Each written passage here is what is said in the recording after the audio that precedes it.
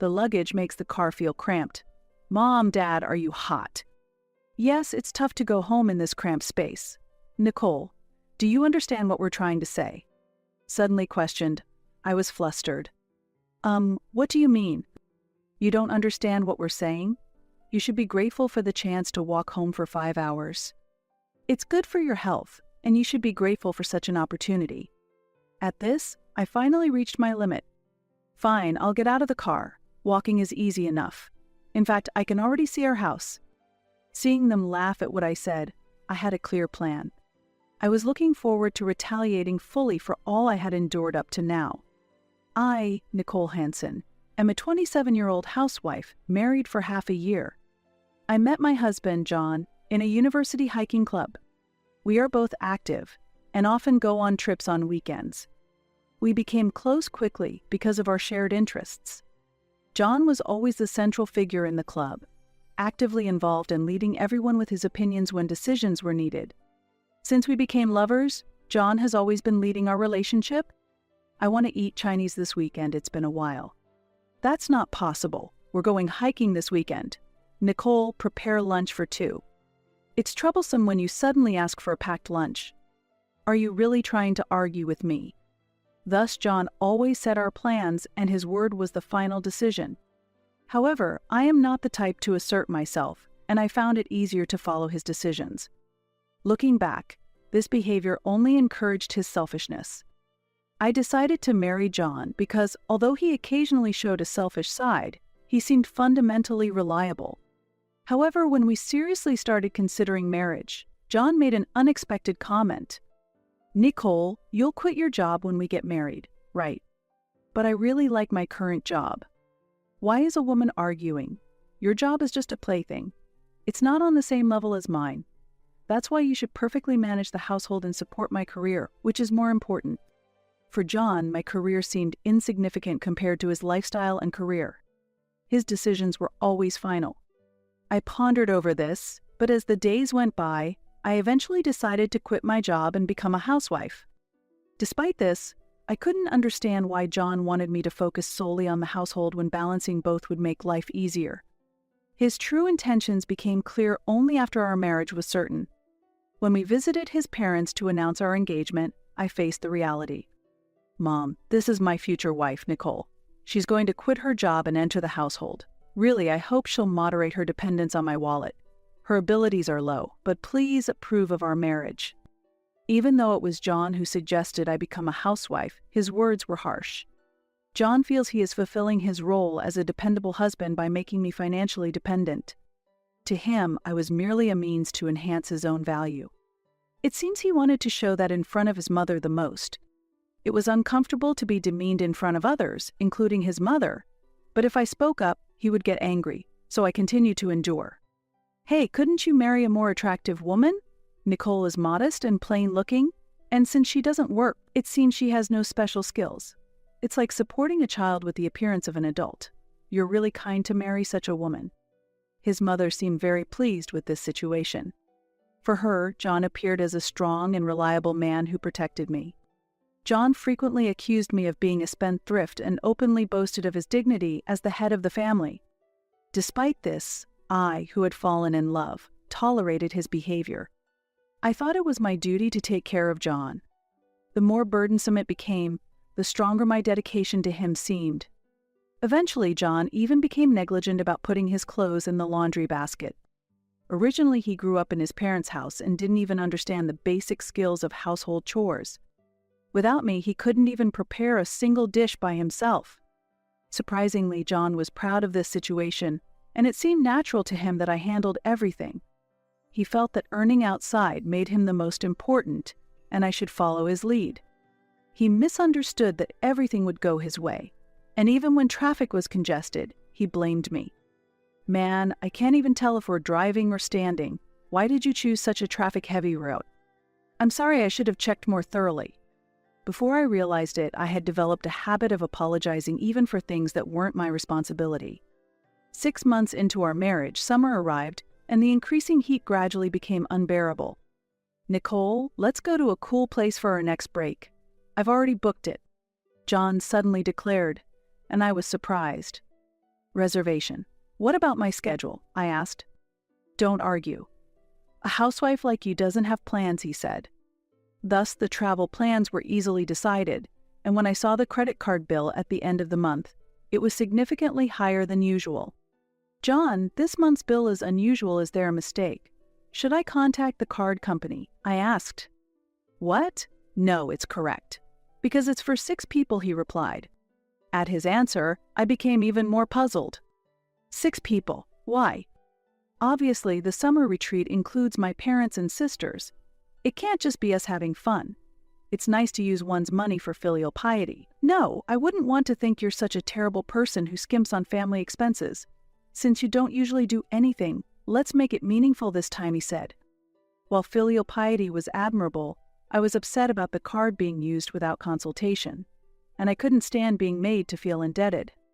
Why did you decide such an important thing on your own? I questioned. You're bad at thinking, so I'm planning everything. Is there something wrong with my choices?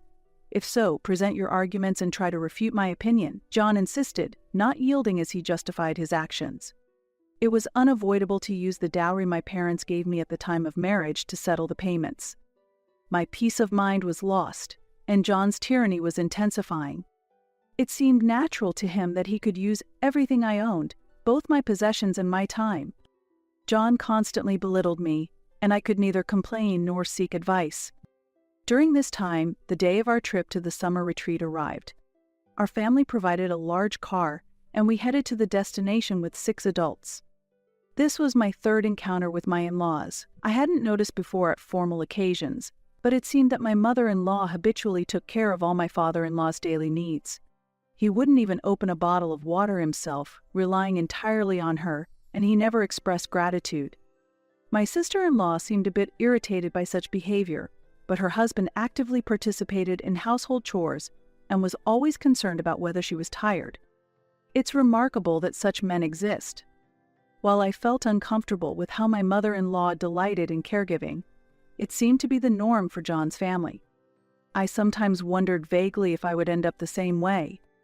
My mother-in-law, who holds somewhat conservative views, seems to want to conveniently use me as her daughter-in-law.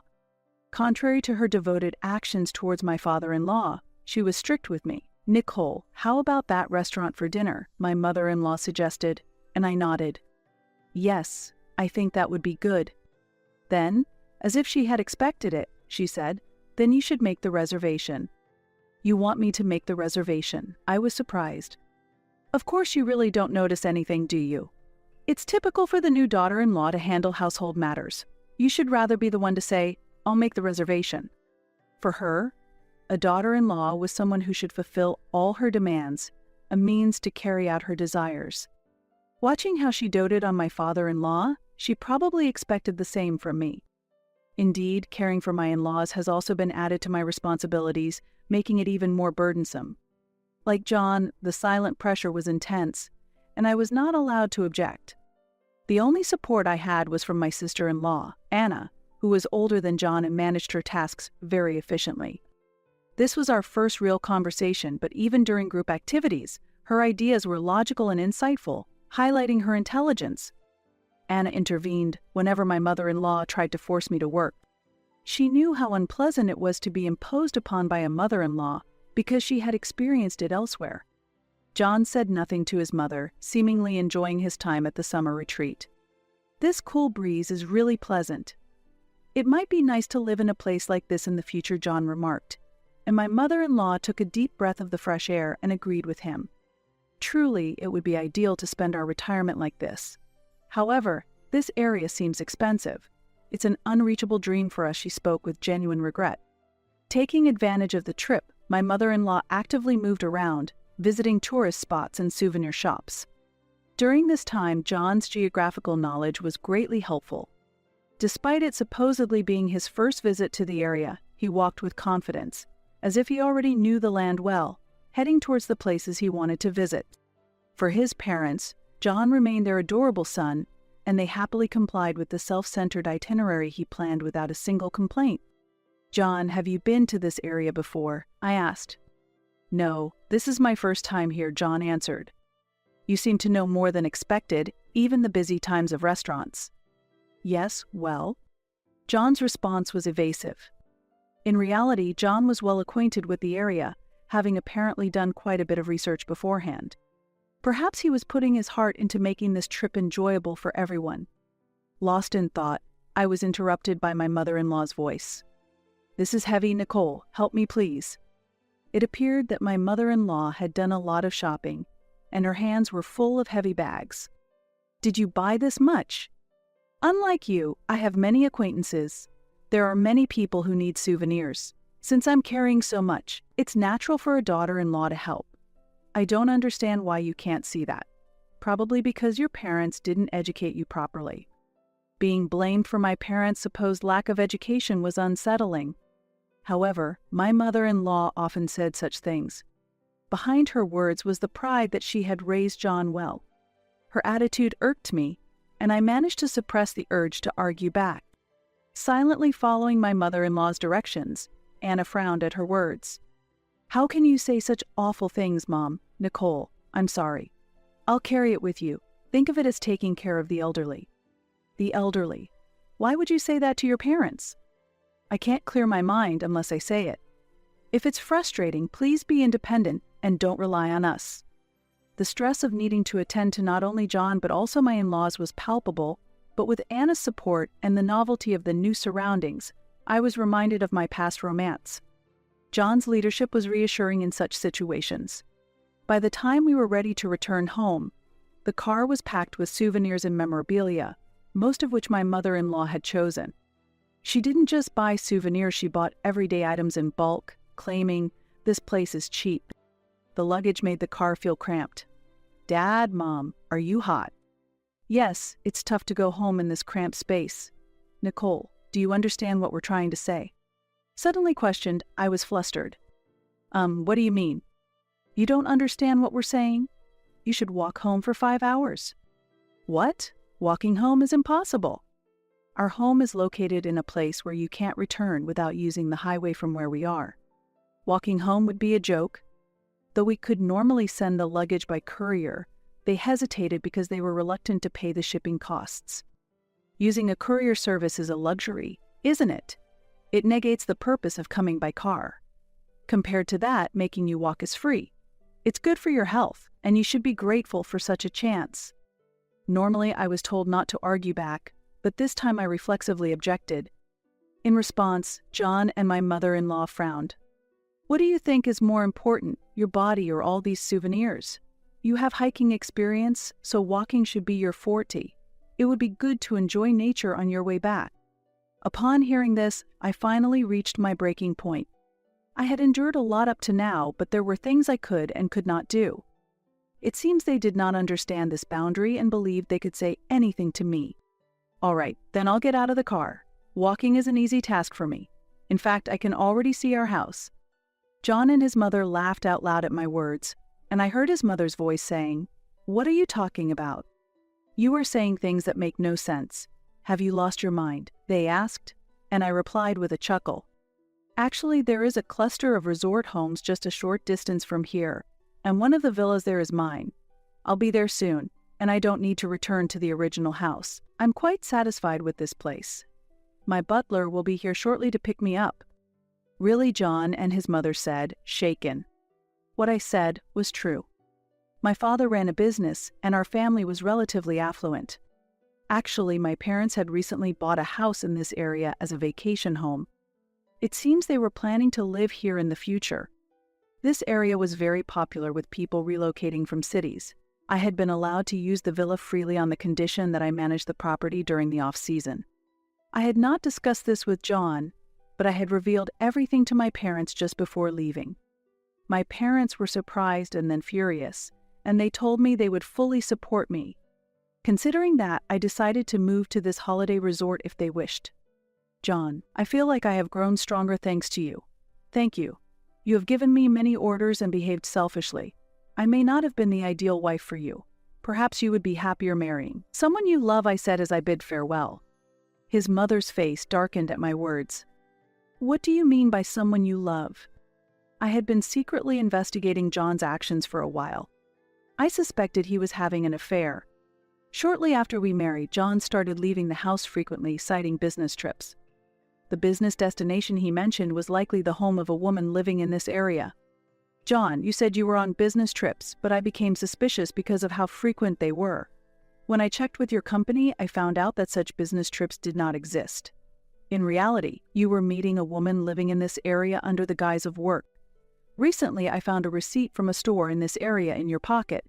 Her name seems to be Maggie, and she's from the same school as us, isn't she? John could not hide his surprise and seemed flustered. He must have thought he was managing things well. His plans were too naive. Perhaps he thought his actions were not transparent to me. I have always handled all the household chores and was fully aware of every detail of my husband's activities. You knew about that too. How did I not notice you were aware? It was Anna who couldn't bear the situation any longer. She felt it was unforgivable and strongly reproached John. John, what is this all about? Infidelity is not acceptable, she said. Even his mother, who usually defended John, changed her expression this time and looked at him sternly. John seems to have been meeting her during his personal time. They went shopping and enjoyed tea together in the neighborhood. Here are the photos as proof. I used my precious free time to secretly follow John through the crowds. If my suspicions were correct, he would surely leave some clues. His mother also saw the photos I took with my smartphone, and her doubts turned into certainty. John, explain what's going on. Pressed by Anna's intense anger, John finally had no choice but to confess. Trying to maintain his composure, he began to speak. All right, I'll be honest. Just before our marriage, I found out via social media that a former classmate lives in this area. She had moved here for a job, and she's someone I was secretly attracted to during my student days. As we started reminiscing about the past, we became closer and closer. He paused for a moment. Everyone held their breath to hear what he would say next. But what he said next was unexpected. However, we are not in a romantic relationship yet. We're just at a delicate stage close to that boundary. It's precisely because it's such a crucial time that I've been coming here frequently on my own. I've decided in my heart to start a new life here with her as my girlfriend in the future, he explained. His affair had just begun. John was not just playing around, he was seriously trying to win Maggie. Hearing this, my discomfort only grew because his seriousness was clear. Moreover, he had been meeting Maggie even before our marriage. What were those days with me then? His parents were also stunned for a while after hearing his story. What are you talking about? What was the marriage with Nicole all about? I made a mistake in my judgment. If I had met them in a different order, I would have married Maggie. My relationship with Nicole deepened by chance, leading to marriage. I comfort myself thinking I was just unlucky, John said. So our marriage was not what he truly wanted. He had been intentionally harsh to me since getting married, hoping I would initiate a divorce. Understanding this, I realized why John had increasingly behaved selfishly after getting married. All his actions were immature attempts to realize his own romantic feelings. It seems he never really considered my feelings from the start. I cannot easily accept being treated with such disdain. Now, I feel nothing for John. Even if his relationship with Maggie was superficial, the fact that he lied and met another woman was true. His selfishness towards me was beyond acceptable limits. I handed him the divorce papers I had prepared in advance. They were ready to be submitted as soon as he signed. John, sign this. You won't regret divorcing, will you? Yeah, that might be good. It'll clear things up for me, and I can date Maggie freely. John signed the papers quickly, as if it suited him just fine. Watching this, I secretly rejoiced. I carefully placed the documents in my bag and then told him, Actually, John, I found Maggie's posts on social media and contacted her. When I told her we were married, she was quite shocked. Maggie was also a close friend of mine. I reached out to her, worried that she might be stealing my husband, but it turned out she already had another lover and was not interested in John. As if to prove it, Maggie openly disclosed that John had been visiting her under the pretense of meeting. It seemed she felt no guilt about this fact. She's getting married this fall, you know. You might have been thrilled to meet someone you admired from the past, but for Maggie, you were just a friend. It's rather comical that you divorced for another woman, only for your love not to be reciprocated. John's face visibly became pale so that even those around us could see. What? Are you lying to deceive me? How low can you be? No matter how much you criticize me, the facts won't change. It seems Maggie hasn't officially announced her marriage yet, but she has shared that information with me alone. At that moment, I showed him the screen displaying a message from Maggie. The content clearly showed that Maggie regarded John as just a kind friend. John looked up in despair after reading the message. I don't even think about remarrying me. I am not someone who marries just to fill a gap. From now on, you should live freely without relying on anyone. John had seen Maggie as emotional support, but with that gone, he was left in a very unstable state. Now that our connection was severed, he had nothing left. But perhaps it's better for Maggie. It would be a pain for her to look after a man who can't even manage household chores for life. She will undoubtedly spend her time with someone far better than you. While I share some blame for indulging you, you have failed as a husband. How has it come to this? Was the last half year completely meaningless? John muttered to himself and fell silent for a while. Yes, you were just being played by a kind classmate. Or perhaps you willingly rolled around. I paid the price for the miserable 6 months you put me through. It's truly foolish to sacrifice family over such misconceptions. John grabbed my arm silently, pleading not to be abandoned. Anna loudly responded to his action. Stop depending on others. Throughout the trip, I was so irritated by you and your mother's attitude, taking it for granted that Nicole would handle everything. In this day and age, no one acts like that. Who do you think you are? Everything you've done freely up to now is coming back to haunt you. The car was now in utter chaos. John's quiet father and brother-in-law were completely silent, just observing the unfolding situation quietly. From your behavior during the trip, it's easy to imagine how difficult everyday life must be. I couldn't stand it even for a day. Nowadays, no old beliefs about men or mothers-in-law being superior hold up. I wish you would cut down on your jokes. Suddenly, John's laughter filled the air. Ha ha ha, Nicole, no matter how tough you act, it's futile. Even if I disliked it, someone unemployed like you can't live on your own. He still seemed immersed in his delusions. Disregarding me, his attitude of trying to keep me under his control was clear. You have no choice but to depend on me. I orchestrated it that way. Even after the divorce, your job options will be limited. Understand this and quietly destroy the divorce papers, and continue your role in maintaining the home. Finally, his true intentions were revealed. To him, I was merely akin to a housemaid. Looking back, even during our dating period, he might have been kind only superficially. In reality, he wanted someone convenient who would manage everything for him without him needing to do anything. Confused by John's words, I responded, "Ha! What are you talking about? I earn more than you, though." John thought I was joking and burst into more laughter. Stop kidding. What can a housewife who stays at home all day do? Don't insult working people. How will you, who knows nothing about the world, earn an income? Ha, who's out of touch? You're the one with issues, unable to manage basic chores and even taking time off work to meet women. All right, look at this. I took out my smartphone and showed him the screen. It was a net banking app, showing a deposit of $500 made during our 2-day trip, with notifications of more deposits over the last few days. I took up selling my handmade crafts as a hobby after you took my job from me. John appeared completely taken aback, as if this was totally unexpected. That was no surprise. I had never mentioned this activity to John. After finding my handmade materials left around the room early in our marriage, John had scolded me, asking what I was playing at. Originally, I started my crafts as a side hustle to contribute to the household, but after seeing John's reaction, I avoided the topic and kept my income a secret. Actually, my recent pieces are selling well and at high prices, selling daily. I'm seriously considering starting a business soon. Honestly, divorcing you is only a benefit to me. I can focus on creating my products and be free from the hassle of taking care of you. John was visibly shocked and muttered, "Starting a business," as he froze.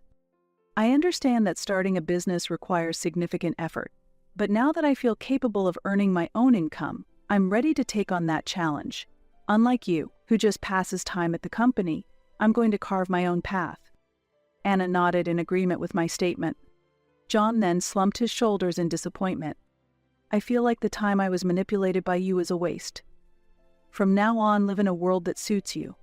You're not good at facing reality, so I'll leave you alone. Just don't interfere in my life ever again." Anna also agreed with me. That's a brilliant idea. This person has always been dependent on others, taking advantages without doing anything. This time, let's make sure he overcomes the difficulties and reforges his will. At Anna's merciless suggestion, I couldn't help but laugh. Really, that's true. He looks mature on the outside but is still a child at heart. I'm tired of taking care of a grown-up kid. It would be good for him to try living on his own for once. As I mentioned earlier, I'll walk back to my home, just 10 minutes away.